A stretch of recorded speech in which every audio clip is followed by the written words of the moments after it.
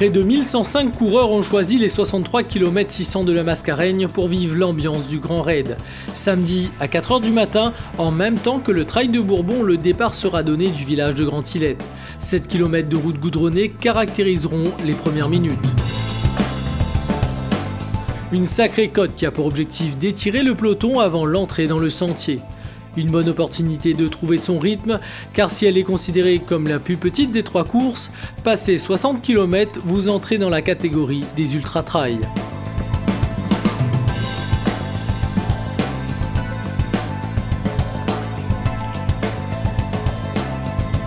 Un petit ravitaillement et vous plongez dans le sentier scout. Attention au changement de terrain mais également de température.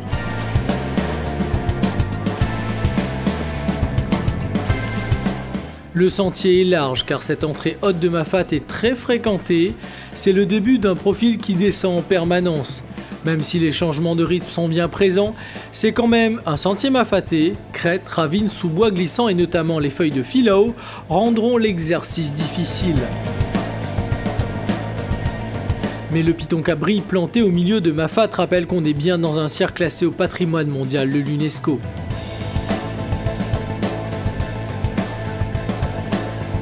Au lieu dit la plaque, vous direz au revoir aux coureurs de la Diagonale des Fous, vous les retrouverez plus loin.